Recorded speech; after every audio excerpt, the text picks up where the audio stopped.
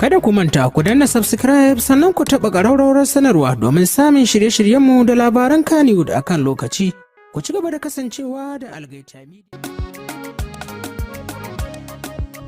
Jama'a Assalamu alaikum. Barkanmu da warhaka, barkanmu da sake haɗuwa da ku a cikin wannan shiri namu, wanda muke karanto muku littafi mai suna Dahuwar mutum. Littafin shahararriyar marubuciya wato Khadija S. Muhammad matar J.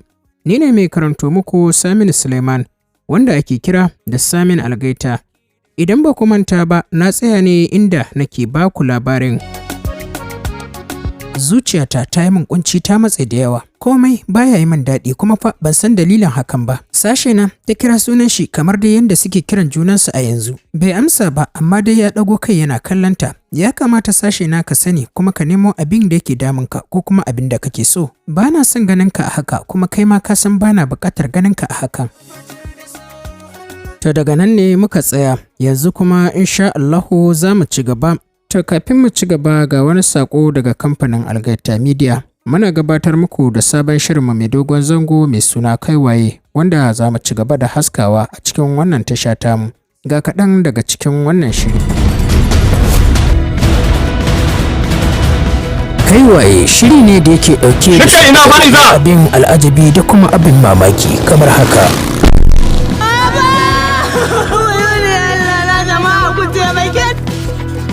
Kin gani ma ina gonan nan amma hankali na duk yana wajen ki. Daushe ya kasa hajarsa a cikin wannan shiri. A'a, Kaiwaye a gari kaman wannan a ce an samu tsaleliyar mace kaman wannan, na yi mamaki. Mu dai kawai sadaukarwa muka ne. A dai ƴata ba Allah ji. Ni kuma na baka zaɓi, wani lokaci zai ce ka ban da. Kaiwaye wani shiri ne da yake ɗauke da labarin soyayya mai ƙayatarwa. Kaiwaye wani sabon salo daga kamfanin Algaita Media. Kai dai ka kasance da tashar Algaita Media domin kallon wannan shiri.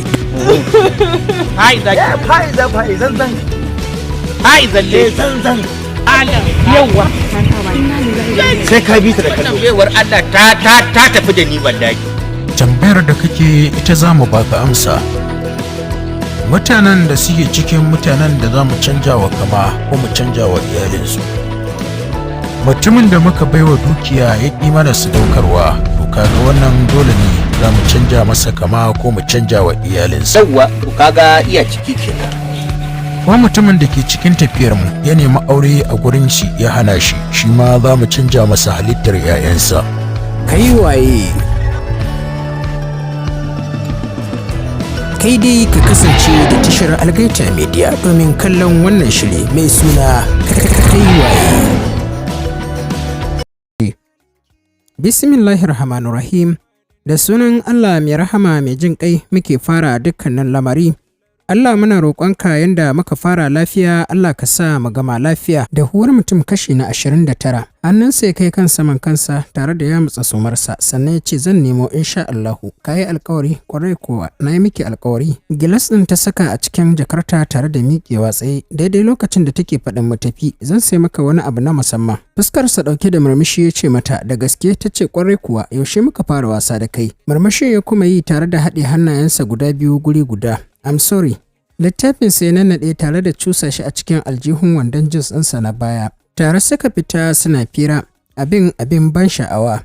Tun daga nesa za ka iya hango shakuwar da take a tsakaninsu. Shagon da yake cikin makarantar suka nufa ga baki ɗayansu, yayin da Bilkisu ce ta shiga zuwa cikin shagon. Shi kuma Sab ya tsaya daga bakin ƙofa. Mai shago ba wancan na tsayin lollipop guda ɗaya. Yayin da mai shagon ya yi saurin kallon Sab da ke tsaye yana kallonta. Wata harara Sab ɗin ya ƙara wulla mata. Bayan mai shagon ya bata lollipop ɗin guda ɗaya, Bilkisu ta buɗe lollipop ɗin tare da ɓallar rabi. Ta tura masa ragowar a baki har tsinken. Yayin da Bilkisu take ƙoƙarin ciro kuɗin daga jakarta ta biya, wayarta ce ta fara ƙara a cikin jakarta. Jabir ne ya kira. Don haka ta yi saurin ɗaga kiran nasa domin laifi a wurinsa shi ba wuya yake ba. Ki amshe wannan sweet ɗin da kika sanya mishi a baki. Cikin sauri ta shiga waige-waige ba ta gan shi a gurin ba. Sai wani umarnin da ta sake ji ya bata a karo na biyu. Na ce miki ki amshe wannan sweet ɗin da kika sanya mishi a baki. A hankali ta kai hannunta da niyyar zare sweet ɗin daga bakin Sab. Shi kuma Seb ya riƙe sweet ɗin gam da haƙorinsa. Ta yi ƙoƙarin zare sweet ɗin daga bakin Seb, amma sam Seb ɗin ya ƙi sakin alewar. Daga ƙarshe ma dai Seb ɗin ya taune alewar tare da bar mata tsinken a hannunta. Dan shi sam bai ma san umarni aka bata na ta zare alewar daga bakinsa ba. Don haka ya yi zaton cewa ƙoƙari take yi ta zare alewar daga bakinsa ta shanye. Har yanzu wayar tana nan kare a kunnenta. Kit sai ta ji alamun yanke wayar. Don haka jikinta a mace ta cire kuɗin alewar ta biya. Shi da kansa Seb ya lura da hakan, amma dai bai nuna ba ne. Suna ƙoƙarin fita daga shagon ne ta yi karo da fuskar Jabir cikin wani irin yanayi da bata taɓa gani ba. Ya ɗaure fuskar nan tashi tamo, babu alamin dariya ko kuma fara'a a tattare da ita. Nan take shi ma Seb ya ɗaure tashi fuskar tamo, tamkar bai taɓa yin dariya a doron ƙasa ba. Daga Seb ɗin har Jabir babu wanda ya bawa ɗayansa hannu suka gaisa. Asali ma shi Seb ɗin raɓawa ya ta gefensu ya wuce. Bai ko kalli inda Jabir ɗin yake a tsaye ba, tamkar bai ma san ya zo gurin ba. Sosai gaban Bilkisu ke faɗuwa, domin kowa dama yaya lafiyar kura bari ta yi hauka. Jabir ɗan rikici ne sosai ko da ba a taɓa shi ba, barantana kuma an taɓa shi. Tsawon mintuna suka ɗauka tare da Bilkisu suna kallon kallo. Kana daga bisani kuma ya juya ya tafiyarsa ba tare da ya ce mata kanzil ba. Yau gaba ɗaya sukul ɗin ba ta yi mata daɗi ba. Seb ya haɗe fuskarsa, ta kasa gane fishi yake yi ko kuwa normal yake. Don kuwa Saifullahin har da kiyaye mata kamar yadda suka saba. Amma kuma babu wata hira mai daɗi. Jebi kuwa tuni ya rufe wayarsa. Dama ƙa'ida ne kuma ɗabi'arsa ce. Idan har yana fishi da ita to duk sai ya rufe wayoyinsa. Hakan sai ya ƙara mata ƙunci da ɓacin rai a cikin zuciyarta. Gaba ɗaya sai ta ji ba ta jin daɗin rayuwar. Ji take yi tamkar ta cire hijabinta ta ɗora hannunta a ka. Ta ringa bi santa-santa tana zumbuɗa ihu. Sosai Jebi yake ɓata mata rai da wannan halin nasa da kuma ɗabi'arsa ta ƙin saurarenta idan har sun samu matsala. Da wannan damuwa da ɓacin rai da ƙunci a haka Bilkisu ta ƙarasa gida. Bilkisu ta isa gida fuskarta kamar kunun kanwa, haka ma zuciyarta take. Tsaki kuwa ta yi iyafi guda 200. Ko da ta shiga gida sama-sama ta gaisa da kowa kafin ta wuce ɗakinsu ta kwanta, ko abinci bata ci ba. Bilkisu ji take bakin na yi mata ɗaci don haka ta kasa cin abinci. Sai dambun nama da ta ci ta kuma ɗora maltina a kai. Ko 'yar firar da ta saba fitowa su yau bata ma samu ta fito ba. Sai da bacci ya ɗauke ta ne sannan ta haƙura da kiran lambar Jabir. Haka da asuba ma ko alwala bata ba ta fara kiransa. Bayan ta idar da sallah ma ta kira shi, amma duk wayar tasa a kashe. Wani mummunan tsaki Bilkisu ta ja tare da wullar da wayar a kan katifa. Wasu hawaye masu ɗumi masu mugun zafin tsiya suka gangaro a kan hancinta. Bata damu da sharewa ba illa fitar da sautin kukanta waje. Yadda sautin kukan nata yake fita, haka yake fitar da matsewar da zuciyarta ta yi. Sai da ta gamsu don kanta cewa zuciyarta ta saki, sannan ta sake janyo wayar. Lambar Jebi ɗin dai ta sake ci gaba da kira. Cikin sa'a kuwa sai ta yi nasara lambar tasa ta shiga. Miƙewa ta yi tsaye da sauri tare da dafi ƙirjinta a fili take faɗin, don Allah Jebi ka ɗaga, please ka ɗaga kirana. Har kiran ya yanke ba a ɗaga wayar ba. Ci gaba ta yi da sake kiran nasa. Wannan karan bata ɗau lokaci da fara kiran ba aka ɗaga wayar. Sai dai kuma ba muryar Jabir ba ce. Jin haka ne ya sanya ta yi saurin cewa, ina mai wayar yake? Mai wayar gashi nan a kwance ba shi da lafiya sosai. Daga ɗaya ɓangaren aka ba ta amsa, subhanallahi, ba shi wayar don Allah. Ba na jin zai iya amsa waya Hajiya. Gabanta da yake ta faman faɗuwa, ƙirjinta na dukan uku ta yi saurin dannewa da ƙarfin gaske. Ta ce masa, ɗora masa wayar akan kunnensa, I will talk to him. Fitar numfashinsa take ji sama-sama, wanda yake nuna cewa yana jin jiki sosai. Duk maganar da take yi ko guda ɗaya bai amsa mata ba. Yanke kiran Bilkisu ta yi, ta sake kiran wayar a karo na biyu. Mutumin ɗazu ne ya ƙara ɗaga wayar tata. Don Allah ya je asibiti ne? Gaskiya bai je ba, domin gidan babu kowa. Sun je biki can ƙauye.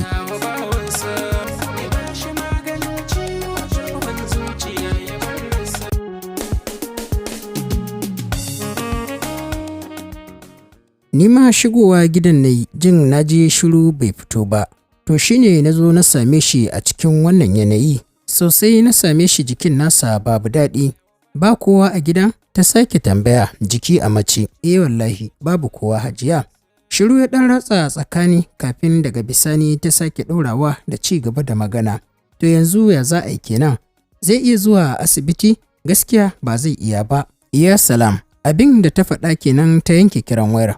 Ɗakin ta ci gaba da zagayawa tamkar mai yin ɗawafi. Wayar da take hannunta ta ci gaba da bugawa a ɗaya hannun nata. Alamar tunani. Jebi ba lafiya kuma ba zai iya zuwa asibiti ba. Gaskiya ba za ta iya daurewa ba. Dole ne ta nemo mafita. Jebi na can kwance rai a hannun Allah. Ita kuma tana nan ba za ta iya haƙura ba. Gaskiya dole ne ta yi tunani ta samo masa mafita. Wa zan kira? Ta tambayi kanta da kanta ta kuma yi amfani da ƙaramin ɗan yatsanta wajen shafa leɓenta na ƙasa. Alamun zurfi a cikin tunani. Ba kowa a cikin gidan? Ta maimaita kalmar da mutumin ɗazu ya faɗa mata. Lokaci guda kuma ta koma tare da zaunawa a kan katifarsu wacce take shimfiɗe a cikin ɗakinsu. Ta sake ci gaba da tambayar kanta. Jebi ba shi da lafiya gida kuma babu kowa. To yanzu da Jebi ya mutu fa. Mutum babu lafiya gida kuma babu kowa. Komai na iya faruwa. Shiru ta yi cikin tunani kafin daga bisani ta yi zumbur ta miƙe tare da faɗin ina. Ba zai yiwu ba, dole ne na yi wani abu. A bayyane take maganar tata lokaci guda kuma ta zira doguwar rigar material mai launin ruwan kofi tare da sanya ƙaramin hijabi shi ma mai ruwan kofi. Ta ɗauko jakarta wadda ta fita da ita jiya. Ta duba kuɗin ciki sannan ta tattaro duk wata tsohuwar ajiya tata. Ta jefa a cikin jakar. Wayarta ta ɗauka ta duba ƙarfe 8:00 na safe. A ƙa'ida sai ƙarfe 10 za su fara lakca, amma ya zamar mata dole ta fita yanzu. Tuni na ta riga ta wuce, sai Bilal ne kawai zaune a falon yake kallon wani fim. Har za ki tafi? Ashe ina da lakca a ƙarfe 8 ban sani ba. Haka za ki fita baki karya ba?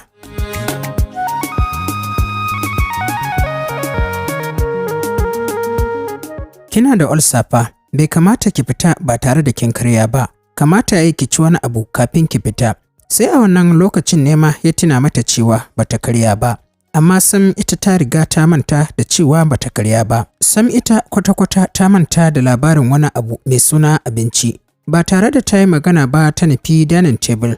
Ruwan shayi ta haɗa, sannan ta sirka shi da ruwan sanyi. Mama da ke tsaye tana kallonta ta ce amma ke dai kam sai dai Allah ya shirya. Da dai surutu ne to ke ce a sahun gaba, amma banda tsabar sakarci ya za a ce kina da lakca ki kwanta kina bacci. Aliyu kawai take kallo wanda ya shigo tun lokacin da mama ta fara faɗa. Shi ɗin ma ita yake kallo amma bai ce mata ƙala ba. Kofin da yake hannunta ta dare, a zuciyarta tana addu'ar Allah ya sa Aliyun kar ya ce ta je ta canja hijabi. Allah kuwa ya taimake ta cikin ikonsa har ta fita. Aliyun bai ce ƙala ba, bai kuma yi mata maganar hijab ɗin ba. Fitar take da wuya ta kuma kiran layin Jabir, har ya yanke ba a ɗaga ba. Bata haƙura ba ta kuma ci gaba da kira, nan ma kuma ba a ɗaga ba. Ya Allah, Jabir ka ɗaga kira na mana. Kamar tai kuka take maganar a cikin zuciyarta. Ta kuma kira cikin sa'a sai kuma aka ɗaga. Jabir ɗin ne ya ɗaga kiran da kansa. Cikin muryar da ke nuna tsananin ciwo da kuma rashin lafiya. Hello, ya amsa mata. Duk da cewa ta ji a muryarsa yana jan jiki, amma hakan bai hana ta jin daɗi ya ratsa mata ɓargon jikinta ba. Ko ba komai ta ji muryarsa. I'm sorry JB, please forgive me. Kamar mai shirin fashewa da kuka haka take maganar. Ina roƙonka da fatan za ka yafe min. It is okay, please ka turo min adireshin gani nan zuwa. Bai ce mata komai ba ya yanke kiran. Ba jimawa kuma saƙonsa ya shigo. Keke napep ta ɗauka shata har zuwa ƙofar gidan. Tun daga ƙofar gidan ta fahimci masu gidan sun ci sun sha kuma sun tada kai. Ƙwanƙwasa ƙofar ta yi mai gadi ya leƙo. Shi ne ya fara ce mata kamar ke ce muka yi waya da ke jiya a wayar Jabiru. Ni ce, yana ciki ne? Yana ciki, jikin ne sai a hankali. Ya kamata a yi sauri a kai shi asibiti Hajiya. Jikinta ya ƙara mutuwa, damuwa ta ƙara bayyana a kan fuskarta. Babu ƙwari a tare da ita ta ce masa, don Allah ka raka ni inda yake. To Hajiya, tare suka jera inda yake ƙara ba ta labarin yadda jikin Jabir ɗin yake. Lokacin da suka isa shine ya tura ƙofa tare da sallama ya shiga. Ita kuma ta bi bayansa. Ya ce mata to kin ganshi Hajiya. Kai kawai ta ɗaga bata iya furta komai ba. shi kuma ya juya ya zuwa wajen aikinsa. Numfashi ta sauke tare da ƙarewa wajen da yake kwance a lullube a cikin bargo kallo. A hankali ta yayi bargon, fuskarsa ta bayyana. Sai a lokacin ne ya buɗe limsassun idanunsa, wanda suka yi jajir saboda tsabar tsananin ciwo. Ya zuba mata su yana kallanta. Sorry, ta faɗa a hankali, bai amsa mata ba, illa mayar da idanun nasa da ya rufe. Ta saki bargon a hankali tare da juyawa ta koma wajen mai gadi. Baba, ina so a kai Jabir asibiti, ya za a yi? Shiru ya yi cikin tunani kafin daga bisani ya ce mata, to, tsakani ga Allah dai ni babu damar da zan ɗaga daga kan aikina. Idan ba don wannan dalili ba, da tuni ma na kai shi asibitin. Na kuma kira wayar Hajiya ba ta shiga ba, wayar Alhaji ma haka. To yanzu ya za a yi? Ta faɗa kamar za ta yi kuka. Shiru mai gadi ya yi cikin tunani. Kafin daga bisani ya ce to bari na kira yaro na, idan bai tafi makaranta ba sai ya zo ya taimaka. Ta ce to yauwa, na gode, don Allah a taimaka. Tana tsaye ya kira yaron, ya kuma shaida mata cewa yaron yana zuwa. Kasancewar gurin babu nisa, ba tare da jimawa ba sai ga yaron ya ƙaraso. Tare suka ƙarasa gurin da Jabir yake, bayan baba mai gadi ya shaida masa buƙatar ta. Asibiti mai zaman kansa suka kai Jabir. Al'amarin Jabir mamaki yake baiwa Bilkisu. Tunda take bata taɓa ganin namiji marar dauriyar ciwo irinsa ba, bai ƙi a ɗauke shi a goya shi ba. A kan hanyarsu ta dawowa suna cikin keke napep, ɗin rabin jikinsa a jikinsu yake. Idan ya kwanta a jikin Sa'idu, yaron baba mai gadi, sai kuma ya dawo jikinta ya langabe.